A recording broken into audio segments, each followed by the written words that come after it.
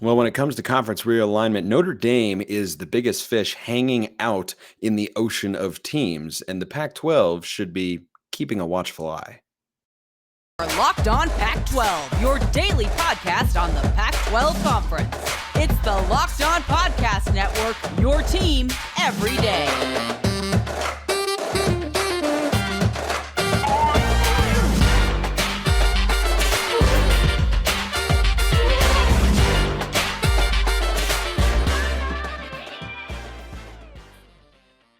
Welcome, everybody, to another episode of Locked On Pac-12. I am your host, Spencer McLaughlin. Thank you so much for making this your first listen or your first view of the day, part of the Locked On Podcast Network, your team every day, and your number one source to stay up to date with our media rights free and beloved Conference of Champions. Like, comment, subscribe, please, and thank you wherever you listen to or watch this show, which is absolutely positively jam-packed today with all sorts of questions and topics to get to. If I sound like ever so slightly different with my voice, I was at a wedding last night and we had a good time.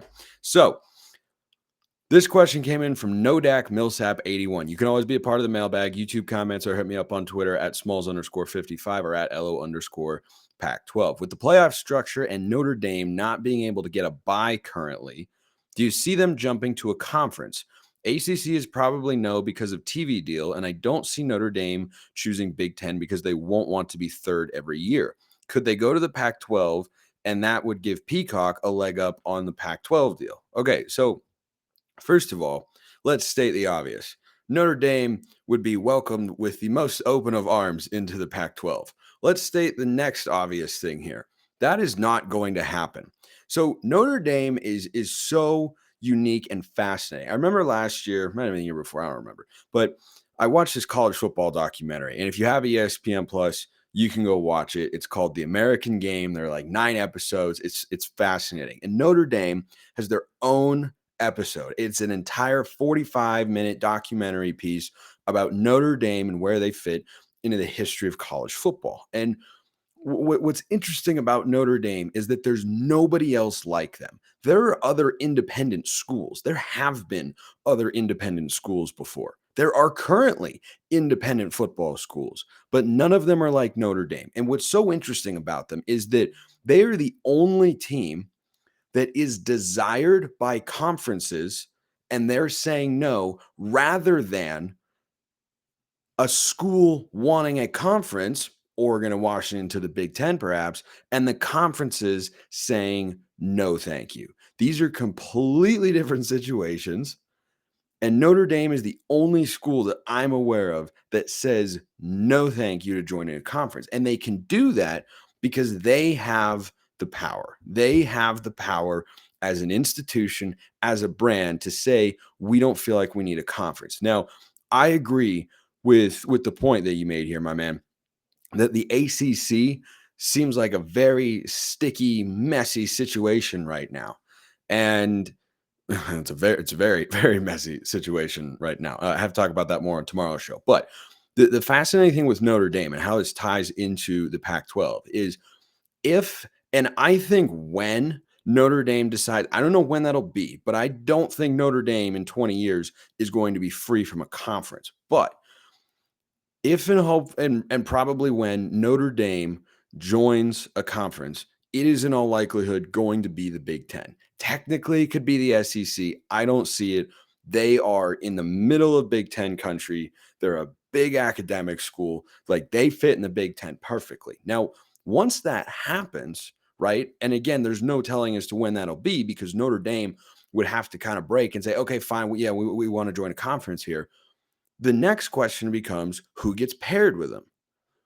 I have long held the thought, and I continue to think, that Stanford is a school that the Big Ten would consider. I don't think they would go further than that, but I wonder if they wouldn't at least look at Stanford and say, is that somebody we want to pair with them? Because Stanford, of course, in more ways than one, is a fit in the Big Ten. Stanford is not tied to Cal directly, and they could still, play in non-conference rivalry. Stanford does have a history with Notre Dame, and the Big Ten would be able to expand their West Coast pod, which currently just has USC and UCLA in it. So I could see that taking place. But again, the timeline here is what's impossible to know. It doesn't feel like a move is imminent there for Notre Dame. But when that eventually happens, I think you're going to see ripple effects one way or another towards the Pac-12, which is why I'm talking about them on the show today, because they are so immensely valuable and are such a big television draw, and any conference would want them, right? I mean, they're in the ACC for basketball, but they're independent for football, and football is what matters more than anything else, and it's not particularly close. And Notre Dame is just sitting out there, able to join whatever conference they want, whenever they want. And I don't think there's another school like that I'm aware of in the entire country. I mean, they could probably go to the SEC if they wanted to, and the SEC would probably take them because the SEC is about creating a television product, and Notre Dame is a big time television product. So, yeah, of course, if I don't even know if I could give it a 0.1% chance of them going to the Pac-12 given the current state of things. Now, prior to USC and UCLA's departure, I might have had a 5% chance. Now it's like well under 1%. So I'm not on here saying that I think Notre Dame could end up in the Pac-12 one day. I just think that that's a big domino. That's kind of the biggest domino that is left to fall that we don't know about right now, in addition to the Pac-12 media deal, of course, and the grant of rights and everything like that. And now this ACC thing too, I suppose. But the biggest individual school domino that hasn't fallen yet is Notre Dame. And once that does, if they choose the Big Ten, I wonder if the Big Ten doesn't go on the offensive once again and say, okay, we want to go back into aggressive expansion mode, a la the Joker in The Dark Knight with aggressive expansion and such. So I can do a better Joker impression than that, but again, we did a lot of singing and yelling at the wedding. So anyway, great question though, a fascinating one. Another one came in.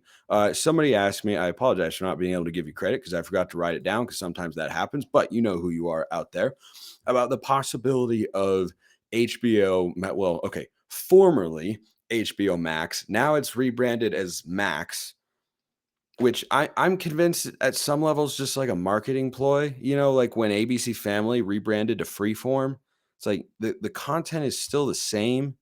You're now just Max, but why would you take away the HBO Live? I don't know. It's one of those things. But so the idea about Max being a partner for the Pac-12 in their upcoming media rights deal. Now, I don't rule this out entirely because, as I've discussed here on the show, as everydayers know, I'm not ruling anything out at this point in time because I don't think anybody really knows anything, what's going down, what's about to happen, and what we are about to see, or when we are even going to see any of this sort of stuff, right? And I'm done trying to, read the tea leaves as to when all of that is going to go down. But I don't think that's an impossible partnership, that being Max and the Pac-12 for a couple of reasons. And the first one is not pertaining to Built Bars and how delicious they are. But here's something you should know. Built Bars are delicious, and they give you everything you need in a protein bar. They taste great. They are super healthy. They're covered in 100% real chocolate, and they have a bunch of great flavors. Just 130 calories, 4 grams of sugar, a whopping 17 grams of protein. I was golfing the other day prior to the wedding, and I got hungry in the middle of the round. You know what I did? I ate a Built Bar. You know what I did? I took my friend's money on the golf course because that's kind of how I roll out there. So they've got a bunch of great flavors like churro, peanut butter brownie, cookies and cream mint brownies. My personal favorite, it was coconut almond that got me through the other day. Guess what? They all get the job done. You can go to your local Walmart, go to the pharmacy section, get a 4-bar box of cookies and cream, double chocolate, or coconut puff. You can go to Sam's Club, get a 13-bar box with hip flavors, brownie batter puff, and churro puff. Or you can go to Built.com, get your specialty flavors. Walmart, Sam's Club, Built.com. Do so. Get your next order of Built Bars. Thank me later. Really nursing the throat back. Anyway, so this question about Max is an interesting one because Max has expressed a desire, or so it has been reported, to get into the live sports broadcasting space. And this goes back to what is becoming the age-old question: how valuable is streaming going to be now compared to the future with regards to covering live sports? Because everybody wants live sports, in the streaming world, or in the recording world or whatnot, DVR world, TiVo and such. That I think had an effect on the broadcasting industry in that people were able to skip over ads. And so then streaming came along and said, well, rather than people fast forwarding, why don't you just pay us? And then we'll just give you something that doesn't have any ads at all, or very limited ads. And there's levels, like they have that on Peacock and such. So like I watched the John Wick movies for the first time. Really fun, by the way, if you haven't seen them. I watched the John Wick movies for the first time, and it's like you go in there, you watch, and then there's a 15-second ad, like, I don't know, 4 times the film or whatnot. I have a paid version of Peacock. I think if I paid a little bit more, then I could not have that for those movies, but like it didn't bother me very much. But so anyway, I think we all understand roughly how the streaming models work and such. And I don't throw out Max as someone who could be involved, because they've stated their desire to get into the live broadcasting space, because the way that you can then sell advertising is much, much different and is widely seen, I think, is more valuable, because having people watch live is better than having people watching later when they will, leave the room for a commercial or not, when you're not watching live. Like that dynamic, I think is impactful there. So I understand why they want to be in the live sports broadcasting space.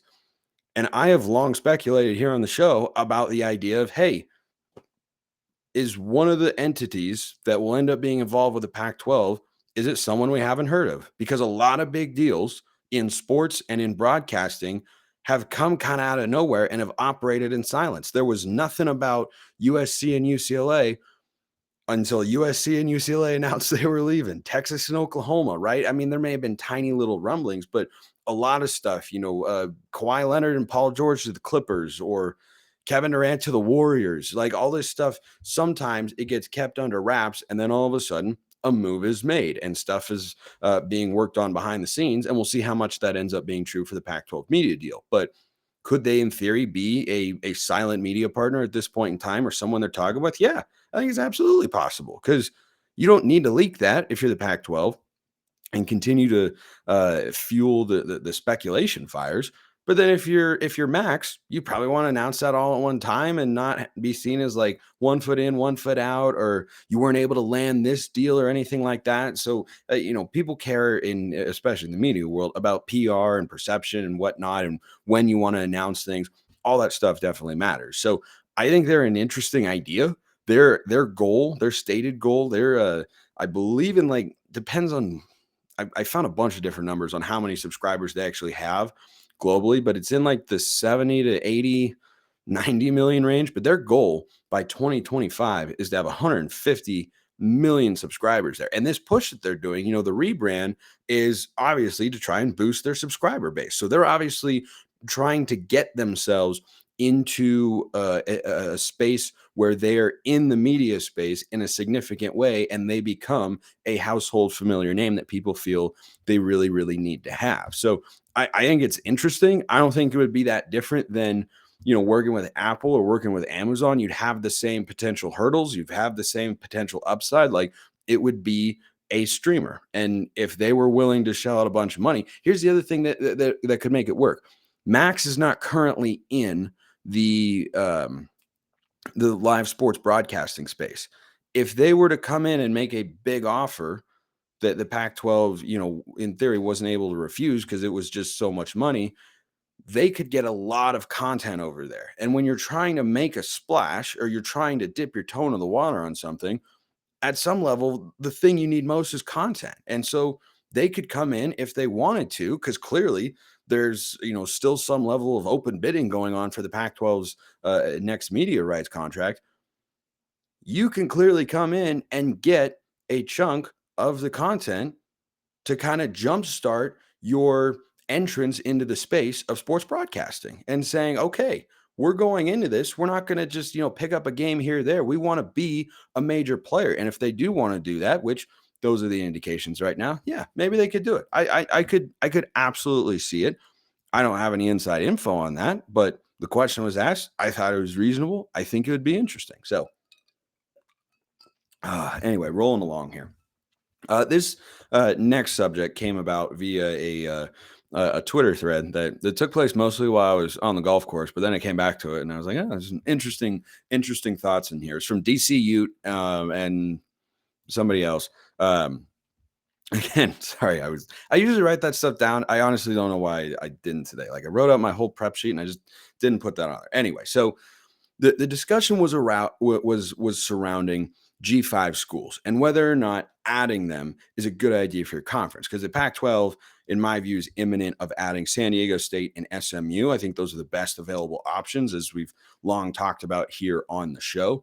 But there are those out there who feel that, well, it's not where it's not a position of power. It's not a valuable addition. It's not where college football is headed. It's, not a great perception. You're becoming a G5 conference. I hear all of those particular arguments, but here's what fundamentally you have to remember about conferences that go to the G5 level to, expand themselves when other schools leave, that being the Big 12 and the Pac-12. It's not a position where they would like to be. They're making the best, worst option, or decision rather, is the better word there. They're making the best, worst decision that they can.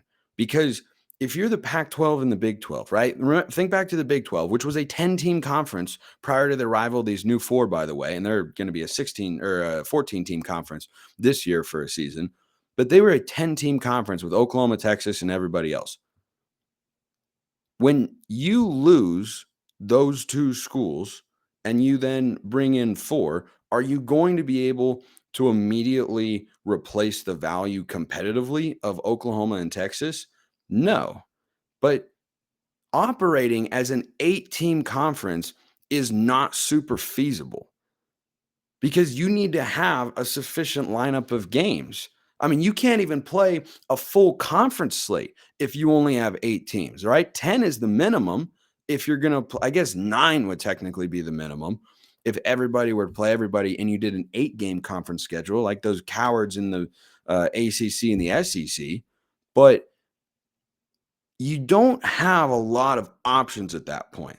Like you have to add. So I don't think the Pac-12 needs it. There was a report from John Canzano a while back that the Pac-12 CEOs approved the conference to explore anywhere from 2 to 4 expansion options, right? Well, actually, I think the number was 0 to 4. Like they could add anywhere in there. I don't think they need to go up to 14, but I do think there's some inherent value of having more teams there, even if they're being added from the G5 level, because the downside is, yeah, it cuts into your media rights deal a little bit because they don't bring in the requisite value now. But in the future, they can. And Utah is the best example of this. Imagine if the Pac-12 had never added schools. If Colorado and Utah, and look, Colorado's added almost nothing to the conference football-wise. That is, of course, changing with Coach Prime at this point in time. But since they joined in 2011 with Utah, they have not done anything of note aside from one good season where they got to the Pac-12 championship game, and Washington won that game pretty handily in 2016. So if you'd never added Colorado and you never added Utah, where would the conference be right now? It would be an 8-team conference. You would, again, just from a quantity standpoint, because you're not playing teams twice like you do in basketball. You don't do that in football. You would be forced to go and make those additions, but then you wouldn't have the remaining brand of Utah football, which is currently really, really strong, lest we forget that they're the 2-time defending conference champions. So when you add a G5 school, everybody wants the immediacy and they look at what happens now like, oh, it dilutes the media deal. Yeah, at the start, a little. But Utah is now a full media rights earning member, just like everybody else in the conference. They weren't that at first, but they are now. They weren't a Pac-12 contender at first, but they are now. So you have to think about what they can become.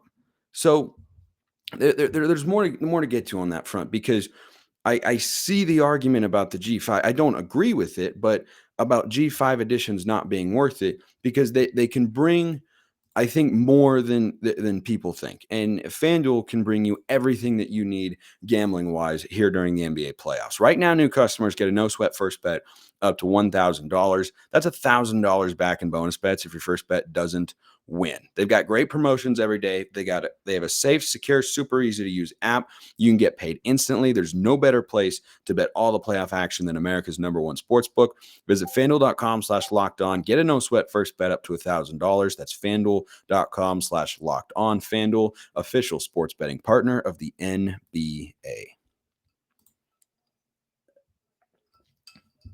Okay, so on the G5 front, when you add these schools, they can become valuable members of your conference, right? Like the Pac-12. And the other thing too is for a school like San Diego State, there are non-athletic reasons as to why the conference wants to be down there.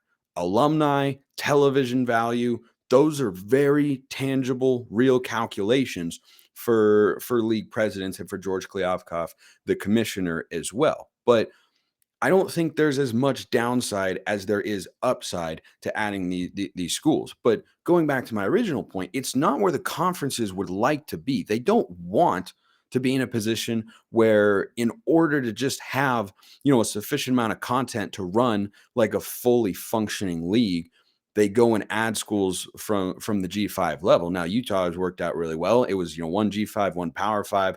That'd be a fine mix for me because there are a lot of G5s that can take the step forward. Look at TCU, for instance, right?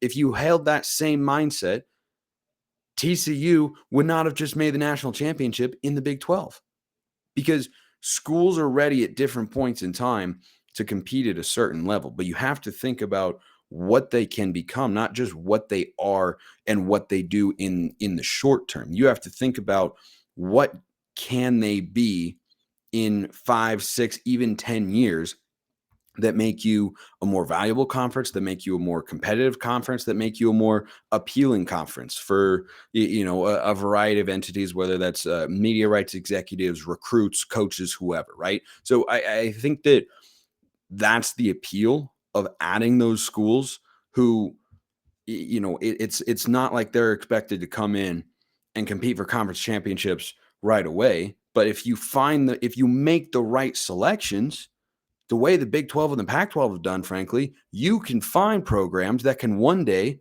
be the flagship school of your conference in a given season. TCU just went to the national championship game. Lincoln Riley never did that. Think about that for a moment. TCU did this past year what Lincoln Riley and Oklahoma were never able to accomplish, and what no Big 12 team had accomplished since Texas in like 2012. And that's make a national championship game. So I think that the growth that these schools can undergo, you do have to give it time. And I get that people are not super patient nowadays, but if the Pac-12 and Big 12 had their way, would they be in this situation? No. But it's the situation that they're in, and there's no other option. Like the Big 12, when they added those 4 schools to get back to 12, they didn't have another option. They can't sit at 8 teams. Their choices were disband or expand. So if those are your 2 choices as a conference commissioner, you're going to choose survival. Are the Big 12 and Pac-12 and maybe the ACC a little bit, does it feel like they're getting left behind from the other conferences, either the Big 10 and the SEC? Yeah, absolutely. Absolutely. But here's the other thing too, with adding a group of 5 school. If in 10 to 15 years, college football consolidates further and you have an AFC, NFC type setup where you just have 2 major conferences, which please don't ever let that happen, except it's probably going to happen. Well, I don't know about probably. The world is very unpredictable, but it feels like that's a real possibility. If that happens one day, you won't need to worry if you're a fan of one of the, current and now long tenured Power 5 institutions about the other G5 schools who are, trying to ride the coattails and such into that conference, because the Big 10 and the SEC are only going to add the brands that they want to. So if everything starts to consolidate more and more, those conferences can just not extend invitations to the smaller G5 schools that aren't as established and are new to the Power 5 ranks and say, yeah, we just want these over here. So, San Diego State, let's just as a hypothetical to play this out. Let's say San Diego State and SMU get added here in the coming weeks to the Pac-12, which we all hope that happens, but who knows when that could actually take place. Let's say they sign a grant of rights that's 6 years, but then in 3 years, the Big 10 and the SEC decide to go shopping again. and they say, we want Oregon, Washington, Stanford, Cal, Utah, and Colorado. And the SEC says, we'll take Florida State, Clemson, Miami, maybe like North Carolina, somebody like that. You all come down here and the conferences fall apart. Those G5 schools would just get left behind, or the former G5 schools, and some current Power 5 schools would certainly get left behind, which is why I don't want that to happen, why it stinks. But I think that's the way it would probably play out on that front. So interesting conversation. If you have more thoughts and questions, by all means, hit me up at smalls_55 or at LO_Pac-12. DMs and mentions wide open. Bud, by the way, asks this question, which is an interesting one. Is there another Deion Sanders type coach who could similarly energize a latent football power school? The answer in short is no, in the style with which Deion Sanders is doing it. So Lance Leipold at Kansas is the name that came into my mind when thinking about how best to answer this question. Because Lance Leipold, before Jalen Daniels got hurt, had Kansas at 5-0.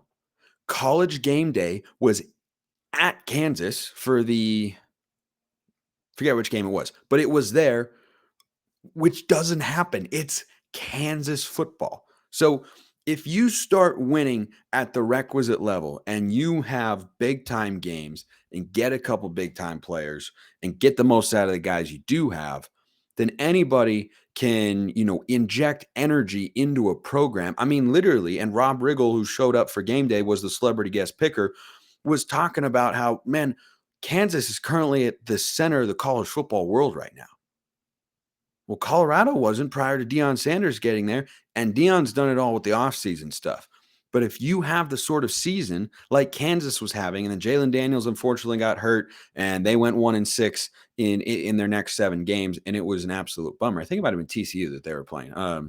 I forget. But anyway, so there's more than one way to do that, right? It's like swinging a golf club.